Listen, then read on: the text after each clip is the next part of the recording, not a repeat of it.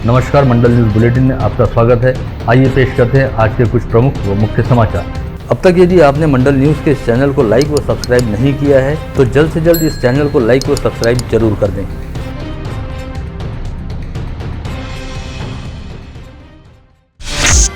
गत रोज अमरावती महानगर पालिका के सुदामकाका देशमुख सभागृह में मनपा स्थायी समिति के मौजूदा सभापति व सदस्यों की अंतिम बैठक बुलाई गई थी, जिसमें प्रशासन की ओर से ऐन समय पर कत्तलखाने की टेंडर प्रक्रिया को मंजूरी देने का प्रस्ताव रखा गया था। चूंकि यह मामला विगत लंबे समय से अदालत के सामने विचाराधीन है और गत रोज स्थायी समिति की बैठक में मनपा के विधि अधिकारी भी उपस्थित नहीं थे, इस बात के मद्देनजर स्थायी समिति सभापति सचिन रासने ने इस विषय को फिलहाल स्थगित रखने का निर्णय लिया। ऐसे में अब यह मामला प्रशासक राज के दौरान खुद प्रशासक यानी मनपा आयुक्त के समक्ष रखा जा सकता है या फिर इसे मनपा के आगामी चुनाव पश्चात गठित होने वाले नए सदन की स्थायी समिति के सामने रखा जाएगा। इस कत्तलखाने को आगामी 20 वर्ष हेतु 20 लाख रुपए की सुरक्षा रकम लेते हुए हेरिटेज एग्रो फूड के साथ निजी भागीदारी स्तर की नीति के अनुसार बिना निविदा कामकाज देने और उस अनुसार करारनामा करने के लिए प्रशासन की ओर से गत रोज ऐन समय पर स्थायी समिति के समक्ष मंजूरी हेतु प्रस्ताव पेश किया गया था, ताकि हाईकोर्ट के निर्देशानुसार इस कत्तलखाने को शुरू करने की कार्रवाई की जा सके। किंतु चूंकि स्थायी समिति की बैठक में मनपा के विधि अधिकारी उपस्थित नहीं थे और यह अदालत से जुड़ा मामला है, ऐसे में स्थायी समिति सभापति सचिन रासने ने इस प्रस्ताव को मंजूरी देने से मना कर दिया और इसे फिलहाल स्थगित रखा। सभापति सचिन रासने के मुताबिक इस मामले में सबसे पहले मनपा के विधि अधिकारी से सलाह मशविरा प्राप्त करना बेहद जरूरी है, जिसके बाद ही इस विषय को लेकर कोई अंतिम निर्णय लिया जा सकता है। अतः मनपा की मौजूदा स्थायी समिति की अंतिम बैठक में यह विषय अनिर्णित रहा, साथ ही अगली बैठक में रखे जाने या प्रशासक के समक्ष मंजूरी हेतु पेश किए जाने के लिए स्थगित कर दिया गया। राज्य विधानमंडल के बजट सत्र दौरान आज विधानसभा में राज्य के गृह विभाग की पूरक मांगों पर चर्चा कराई गई। इस चर्चा में हिस्सा लेते हुए अमरावती की विधायक सुलभा खोड़के ने कहा कि अमरावती निर्वाचन क्षेत्र में चुनाव काल के दौरान राजनीतिक अपराधी सक्रिय रहते हैं, जो कुछ राजनेताओं का संरक्षण मिलने की वजह से खुलेआम घूमते हैं। विगत विधानसभा चुनाव के दौरान ऐसे ही कुछ आपराधिक प्रवृत्ति वाले लोगों ने उन्हें भी काफी तकलीफें देने का प्रयास किया, साथ ही कार्यकर्ताओं को धमकाकर उन्हें अड़ाया भी गया, लेकिन इसके बावजूद वे इस चुनाव में विजयी रही। वहीं अब मनपा के आगामी चुनाव के दौरान भी इन राजनीतिक अपराधियों के दोबारा सक्रिय होने की पूरी संभावना है। अतः गृह विभाग द्वारा ऐसे अपराधियों को तत्काल नियंत्रित किए जाने की सख्त जरूरत है। इस समय राज्य विधानमंडल का बजट अधिवेशन मुंबई में चल रहा है और आगामी 11 मार्च को राज्य के मुख्यमंत्री व वित्त मंत्री अजित पवार द्वारा विधानमंडल में राज्य का बजट पेश किया जाएगा। इस बात के मद्देनजर अमरावती के बिलोरा विमानतल के विस्तार व विकास सहित पिछड़ा वर्गीय छात्राओं के सरकारी छात्रावास के निर्माण हेतु बजट में निधि का प्रावधान करने तथा बियानी चौक से तपोवन के बीच 4 लेन सीमेंट रोड बनाने हेतु 20 करोड़ रुपए की निधि देने की मांग को लेकर अमरावती की विधायक सुलभा खोड़के ने वित्त मंत्री अजित पवार से मुलाकात करते हुए उन्हें तीनों मांगों के लिए अलग अलग पत्र सौंपे। इस समय हुई चर्चा में वित्त मंत्री अजित पवार ने तीनों ही मांगों को लेकर अपना सकारात्मक रुख दर्शाया। इसके साथ ही विधायक सुलभा खोड़के ने आज विश्व महिला दिवस के अवसर पर विधानसभा में अपने विचार व्यक्त करते हुए कहा कि जिस तरह से महानगरपालिका, नगरपालिका व जिला परिषद जैसी स्थानीय स्वायत्त संस्थाओं में महिलाओं के लिए 50% आरक्षण दिया गया है, उसी तरह विधानसभा में भी महिलाओं के लिए 50% आरक्षण लागू किया जाना चाहिए। विधायक खोड़के द्वारा उठाई गई यह मांग आज सदन में सभी के बीच चर्चा का विषय रही। आज मनपा के मौजूदा पदाधिकारियों और पार्षदों के कार्यकाल का अंतिम दिन था। ऐसे में अपने पूरे कार्यकाल का सिंहावलोकन करने की दृष्टि से मनपा के सभागृह नेता तुषार भारती ने मनपा में स्थित अपने कक्ष में आज एक पत्रवार्ता बुलाई, जिसमें उन्होंने कहा कि 5 वर्ष पूर्व सन 2017 में अमरावती की जनता ने बड़ी उम्मीदों व आशाओं के साथ भारतीय जनता पार्टी को स्पष्ट बहुमत के साथ अमरावती महानगर पालिका की सत्ता सौंपी थी। हमने इन 5 वर्षों के दौरान जनता की अपेक्षाओं व आकांक्षाओं पर पूरी तरह से खरा उतरते हुए काम किया। साथ ही आज यद्यपि पार्षद होने के नाते हमारा कार्यकाल खत्म हो रहा है, किंतु अगला चुनाव होने तक हमारी जिम्मेदारियां यथावत बनी रहेंगी और प्रशासक राज के दौरान भी हम अपने अपने प्रभागों की मूलभूत सुविधाओं व विकास कामों की ओर पूरा ध्यान देंगे। इसके अलावा सभागृह के नेता तुषार भारती द्वारा अपने कार्यकाल से संबंधित विभिन्न कामों को लेकर भी विस्तार पूर्वक जानकारी दी गई। त्यांचे सगळ्यांचे उद्योगधंदे बंद होते आणि उद्योगधंदे बंद असल्यामुळे साहजिकपणे आर्थिक फटका त्यांना बसला होता आणि अशा वेळी महानगरपालिकेचं उत्पन्न वाढवावं त्यांच्याकडे हे पेंडिंग पडू नये आणि म्हणून आपण एक 80% घोषणा पहिले केली होती। त्यानंतर आत्ता जानेवारी, फेब्रुवारी, मार्च यामध्ये आपण 75% सूट जानेवारी महिन्यात, फेब्रुवारी 50% आणि मार्चमध्ये 25%ची घोषणा केली होती। आणि मला सांगायला अतिशय आनंद होतो की 75% सूट ही 3994 नागरिकांनी घेतली। 3994 नागरिकांनी घेतली आहे आणि 2,85 लाख रुपयाची वसुली झाली। 85 लाख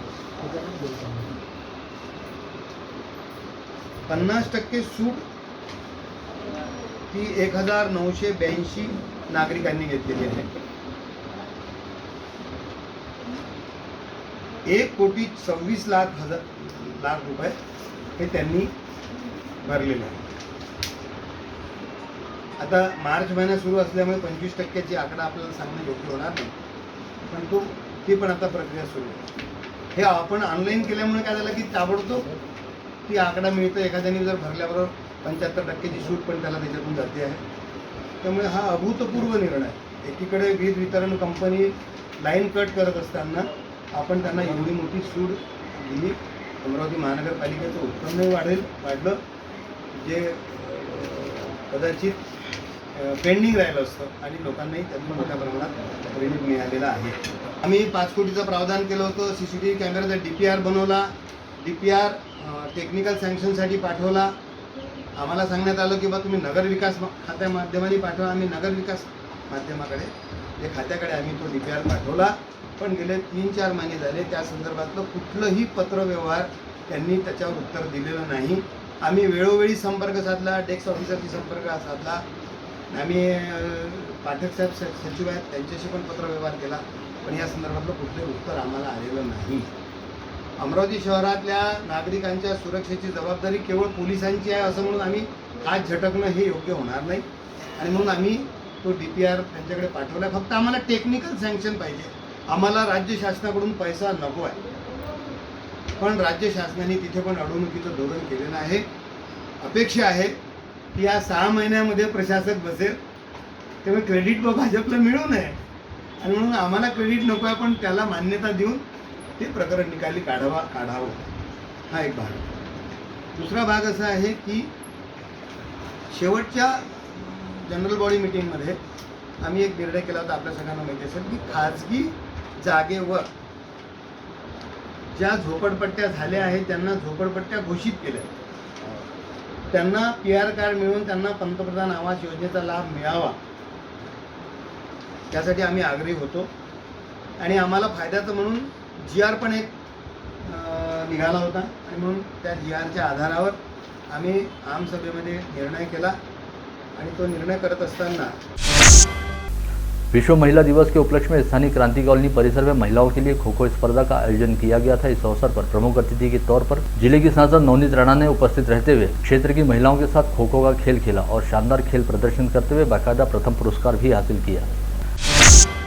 विश्व महिला दिवस के उपलक्ष्य में आज राज्य की महिला व बाल विकास मंत्री तथा अमरावती की जिला पालक मंत्री यशोमती ठाकुर ने विधानमंडल में राज्य की सभी महिला विधायकों के साथ सेल्फी निकाली। इस समय उनके साथ अमरावती की विधायक सुलभा खोड़के सहित अन्य महिला विधायक भी उपस्थित थी। विश्व महिला दिवस का औचित्य साधते हुए महानगर पालिका के महिला व बाल कल्याण समिति द्वारा आज 8 मार्च को अपराह्न 12 बजे संत ज्ञानेश्वर सांस्कृतिक भवन में महिला दिवस समारोह का आयोजन किया गया, जिसमें एक से बढ़कर एक कार्यक्रम आयोजित किए गए। इस समय विभिन्न क्षेत्रों में उल्लेखनीय कार्य करने वाली महिलाओं का सम्मान पत्र देकर सत्कार किया गया। विश्व महिला दिवस के अवसर पर शहर पुलिस आयुक्तालय, rotary club of Amravati Ambanagari तथा श्री शिवाजी शारीरिक शिक्षा महाविद्यालय के संयुक्त तत्वाधान में महिलाओं व युवतियों का समावेश रहने वाली भव्य बाइक रैली निकाली गई। इस बाइक रैली का शुभारंभ शहर पुलिस के कवायद मैदान से हुआ, जहां पर पुलिस आयुक्त डॉक्टर आरती सिंह ने सभी उपस्थितों को विश्व महिला दिवस की शुभकामनाएं देने के साथ ही हरी झंडी दिखाकर इस बाइक रैली को रवाना किया। पश्चात यह बाइक रैली शहर के विभिन्न चौक चौराहों से गुजरते हुए दोबारा पुलिस आयुक्तालय के कवायद मैदान पर पहुंची, जहाँ पर इस रैली का समारोह पूर्वक समापन किया गया। आज विश्व महिला दिवस के अवसर पर महिला पुलिस कर्मचारियों का सम्मान किया गया और कुछ महिला पुलिस कर्मचारियों को पुलिस थाने के थानेदार के रूप में एक दिन के लिए जिम्मेदारी सौंपी गई। थानेदार बनी महिलाओं ने आज आने वाली सभी मामलों की तहकीकात करते हुए थानेदार की जिम्मेदारी को बखूबी संभाला। भाजी बाजार स्थित शहरी स्वास्थ्य केंद्र में आज सुबह 10 बजे से महिला व बाल रोग निदान स्वास्थ्य शिविर एवं महिला स्वास्थ्य जन जागृति अभियान चलाया गया। इस समय परिसर की महिलाओं ने इस शिविर में बड़ी संख्या में उपस्थिति दर्शाई। स्त्री शिक्षणाची गंगा जर कोणी महिला भगिनींसाठी समर्पित केली असेल, महिलांना शिक्षणासाठी पुढाकार महिलांसाठी जर जो कोणी याचं मोठं योगदान जर कोणाचं असेल तर त्या सावित्रीबाई फुलेंचं आहे। आणि महिला जागतिक दिनाच्या निमित्तानं आपलं राष्ट्रीय शहरी आरोग्य अभियान या अंतर्गत महिला व बालरोग निदान आरोग्य शिबिर व महिलांना जनजागरण अभियान हा कार्यक्रम आज या ठिकाणी साजरा होतो आहे। अकोला जिले की खास विशेषता का संवर्धन करने वाले केलीवेली गांव की राज्य स्तरीय कबड्डी स्पर्धा हमेशा ही खेल प्रेमियों के लिए कौतुक व उत्सुकता का विषय रहती है। इस बार इस स्पर्धा के समारोहीय कार्यक्रम में राज्य मंत्री व अकोला के जिला पालक मंत्री बच्चू कडू ने हाजिरी लगाई और अपने भीतर के कबड्डी पटु को जागरूक करते हुए वे खुद भी खेल के मैदान में उतरे। राज्य मंत्री बच्चू कडू ने किसी पेशेवर खिलाड़ी की तरह कबड्डी खेलते हुए प्रतिस्पर्धी टीम के एक खिलाड़ी को बात भी किया और अपनी खिलाड़ी वृत्ति से उपस्थितों को परिचित कराया।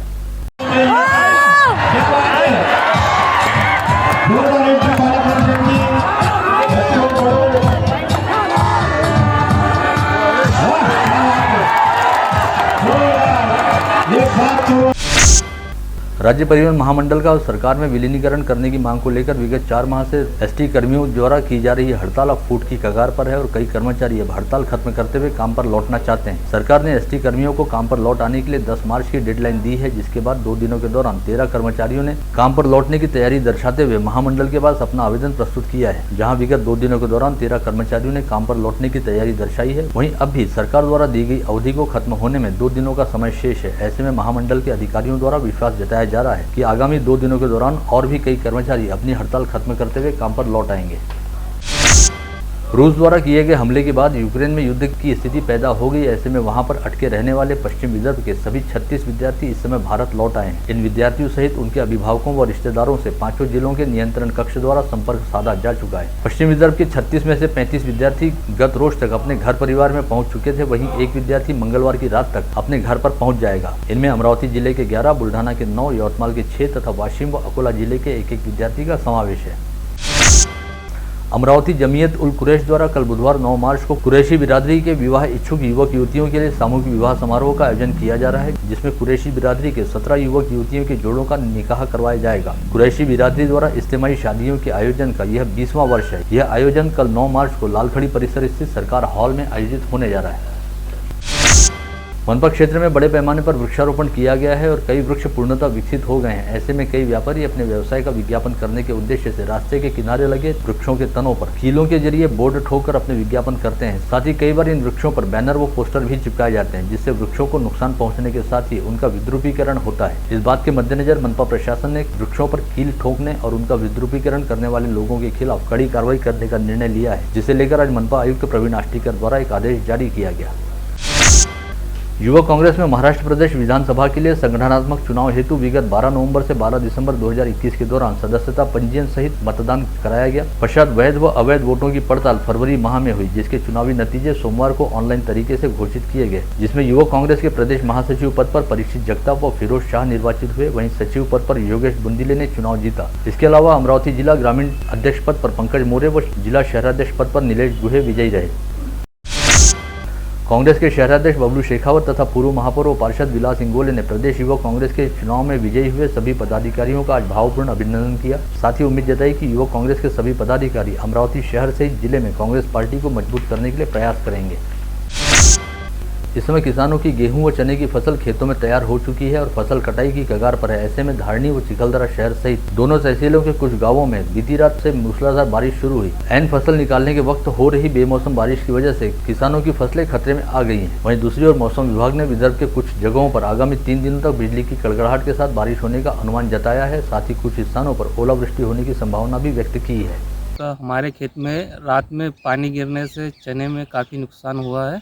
अचानक पानी आया और बहुत नुकसान होगा हमारा। रात में एकदम से पानी आ गया, चने कट के पड़े हुए हैं। केंद्रीय राज्य मंत्री राव साहब दानवे ने नाभिक समाज का अपमान किया है। इसके विरोध में महाराष्ट्र नाभिक महामंडल ने नाराजगी जताते हुए मंत्री दानवे से मंत्री पद का इस्तीफा लिया जाए, इस आशय की मांग को लेकर जिलाधीश के जरिए देश के प्रधानमंत्री नरेंद्र मोदी को एक ज्ञापन भिजवाया। नकली सर्टिफिकेट के आधार पर नौकरी हथियाने वाले उच्च पदों पर आसीन लोगों को हटाकर सही अर्थों में सच्चे आदिवासी युवाओं को नौकरी पर लिया जाए, इस आशय की मांग को लेकर आदिवासियों द्वारा आज जिलाधीश के जरिए राज्य के मुख्यमंत्री उद्धव ठाकरे को ज्ञापन भिजवाया गया। विगत 24 घंटे के दौरान अमरावती जिले में 4 व्यक्ति कोविड संक्रमित पाए गए, वहीं 1 व्यक्ति कोविड मुक्त हुआ। वहीं समूचे संभाग में बीते 24 घंटे के दौरान 16 कोविड संक्रमित मरीज पाए गए, जिनमें अकोला के 3, यवतमाल के 1, बुल्ढाना के 7 व वाशिम के 1 मरीज का समावेश रहा। साथ ही इस दौरान संभाग में 5 मरीज कोविड मुक्त हुए। संभाग के सभी जिलों के 1-1 व्यक्ति का समावेश था। बीती रात शहर के बालाजी प्लॉट परिसर से सीताराम बाबा मंदिर के निकट एक धार्मिक कार्यक्रम के दौरान पिस्तौल का धाक दिखाकर एक युवती का अपहरण कर लेने के मामले में नांदगांव पेट टोल नाके से गिरफ्तार किए गए 2 युवकों को आज राजापेट पुलिस द्वारा स्थानीय अदालत में पेश किया गया, जहां पर अदालत ने इन दोनों युवकों को आगामी 3 दिनों तक यानी 10 फरवरी तक पुलिस कस्टडी रिमांड में रखने का आदेश जारी किया है। ऐसे में पुलिस द्वारा इन दोनों युवकों से पूरे मामले को लेकर कड़ी तहकीकात की जा रही है। वहीं इस समय तक युवती को भगा ले जाने वाले दोनों युवकों का कोई पता नहीं चल पाया है, जिनकी पुलिस द्वारा सरगर्मी से तलाश की जा रही है। घटनास्थळी आम्हाला रात्री माहिती मिळाली की बालाजी प्लॉटच्या ठिकाणी एका ठिकाणी फायर झालेला आहे। त्यामुळे आम्ही तात्काळ तिथे पोहोचलो, फिर्यादींना विचारपूस केली आणि फिर्यादींना जे 2 लोक आले होते तिथे त्यांच्यासोबत अजून 2 लोक होते अशी माहिती मिळाली। त्यांच्यासोबत ती मुलगी मधल्या सीटवर बसून गेलेली आहे। आम्ही पाठलाग करून त्यांचं टोल नाक्याच्या आधी त्यातल्या दोघांना पकडलं। एकाचं नाव अर्ध पाके आणि दुसऱ्याचं नाव दमाय आहे आणि त्यांना इंट्रोगेट केलं। त्याच्यावर समजलं की इतर जे 2 लोक ज्या मुलीसोबत गेलेले आहे त्यांचे त्यापैकी एकाचे गरुचे आणि त्या मुलीचे प्रेमसंबंध होते आणि घरच्यांचा लग्नाला विरोधी होता त्याबाबत। तर त्यावरून पोलीस स्टेशन राजापेठ येथे गुन्हा क्रमांक 307 504 34 व 325 आर्मेट दाखल करण्यात आला आणि सदर गुन्ह्यामध्ये 2 आरोपी अटक करण्यात आलेले आहेत। कांग्रेस नगर परिसर में आज सुबह करीब 8:30 बजे चराई हेतु छोड़ी गई एक भैंस अचानक हिंसक होकर पगला गई और उसने परिसर से गुजरने वाले लोगों पर हमला करना शुरू किया। इसी हमले में अमरावती के सूचना आयुक्त विजय सिन्हा सहित यहां से गुजर रहे एक साइकिल सवार बुरी तरह घायल हो गए। इसकी जानकारी मिलते ही क्षेत्र के पार्षद बबलू शेखावत ने तुरंत मनपा के उपायुक्त नरेंद्र वानखड़े के जरिए मनपा के पशु वैद्यकीय विभाग को इसकी सूचना दी। पश्चात पशु वैद्यकीय विभाग ने वन विभाग के अधिकारियों के साथ समन्वय साधा और करीब 2 घंटे तक इस भैंस को काबू में करने के लिए तमाम प्रयास किए गए। साथ ही ट्रैंकुलाइजर गन के जरिए बेहोशी की दवाई से भरा इंजेक्शन मारकर इस भैंस को बेहोश किया गया, जिसके बाद परिसरवासियों ने राहत की सांस ली। मॉर्निंग वॉकवर असताना त्यांना त्या म्हैशीनं घायल केलेलं आहे आणि ते रिम्समध्ये ॲडमिट आहे। म्हणून मी त्यावेळेस तेव्हाच डॉक्टर बोंद्रे आमचे पशु चिकित्सक आणि पंकज कल्याणकर या दोघांना फोन लावला। मग आल्यानंतर डॉक्टर बोंद्रे यांनी रेस्क्यू केलेला आहे। डॉक्टर बोंद्रेचं मी आज रेस्क्यू म्हणजे मी स्वतः माझ्या डोळ्यानं पाहिलं आहे। डॉक्टर बोंद्रेचं नेहमी लोक म्हणत होते की डॉक्टर बोंद्रे एक चांगला रेस्क्यू करणारा अधिकारी आहे। आज त्यांनी खूप चांगल्या पद्धतीनं दुसरं फॉरेस्टचे आमचे जे गनर आहे गावनेर यांनी खूप व्यवस्थित म्हणजे त्याच्यानंतर मी फोन केल्यानंतर कोणत्याही माणसाला इजा न होता ते रेस्क्यू केलेलं आहे। धामनगांव रेलवे तहसील के जूना धामनगांव दाभाड़ा रोड स्थित ईंट भट्टी पर काम करने वाली महिला मजदूर के चरित्र पर संदेह करते हुए उसके पति दिनेश खेड़कर ने पहले अपनी पत्नी के साथ विवाद किया और पश्चात अपने पास का चाकू निकालकर इस महिला मजदूर के पेट पर सपासप वार किए, जिसके चलते इस महिला मजदूर की मौके पर ही मौत हो गई। अपनी पत्नी की निर्ममतापूर्वक हत्या करने के बाद हत्यारा पति हथियार के साथ सीधा पुलिस थाने में गया और उसने अपने आप को पुलिस के हवाले किया। शराब छुड़ाने के लिए शराब पीकर जा रहे भैंसदेही निवासी सतीश मनीराम परते व काजलडोह निवासी आशीष कुमरे ये दोनों युवक एक सड़क हादसे में गंभीर रूप से घायल हो गए। वाहन ओवरटेक करने के चक्कर में उनकी मोटरसाइकिल फिसल गई। यह हादसा धारनी से 7 किलोमीटर आगे घटित हुआ। दुर्घटना में घायल हुए दोनों युवकों में से एक युवक के सिर में काफी गहरी चोटें आई हैं, जिसकी वजह से उसकी हालत फिलहाल गंभीर बताई गई है। स्थानीय अपराध शाखा पुलिस ने गुप्त सूचना के आधार पर एक कुख्यात मोटरसाइकिल चोर को गिरफ्तार किया है, जिसके पास से 50,000 रुपये कीमत की चोरी की मोटरसाइकिल बरामद की गई है। हिरासत में लिए गए आरोपी का नाम अनीस खान बताया गया है। वलगांव पुलिस थाना क्षेत्र के सीखसी रिसोर्ट परिसर में कच्ची झोपड़ी बनाकर रह रहे जीजा के घर साला और उसके दोस्त पार्टी मनाने के लिए गए थे और रात को भोजन करते वक्त हुए विवाद में साले और उसके दोस्तों ने जीजा के साथ विवाद करते हुए वहां रखी बल्ली से उसके सीने पर वार किया, जिसमें कन्हैया पवार की मौत हो गई थी। तब से आरोपी फरार थे और उनके निवास अस्थायी होने की वजह से पुलिस को काफी दिक्कतों का सामना करना पड़ रहा था। ऐसे में वलगांव पुलिस के 2 व अपराध शाखा पुलिस का एक दल तहकीकात में जुटे थे। इसी दौरान मिली गुप्त जानकारी के आधार पर पुलिस ने कृष्णा शंकर उर्फ नाना भोसले नामक आरोपी को गुजरात से गिरफ्तार करने में सफलता प्राप्त की। चांदूर बाजार के मुस्लिम कब्रिस्तान के पीछे आज दोपहर 2:30 से 3 बजे के दौरान शेख नजीब शेख हबीब के भंगार गोदाम में अचानक आग लग गई। इस गोदाम से काला धुआं दिखते ही पूरे शहर में हड़कंप मच गया। हालांकि इसमें कोई जनहानि नहीं हुई। चांदूर बाजार के पालिका अग्निशमन दल ने करीब 30 मिनट तक कड़ी मशक्कत करने के बाद इस आग पर काबू पाया। आप देख रहे थे मंडल न्यूज बुलेटिन। हमारे चैनल को लाइक करें, शेयर करें और हाँ, सब्सक्राइब करना ना भूलें। कल होगी आपसे फिर मुलाकात, तब तक के लिए धन्यवाद।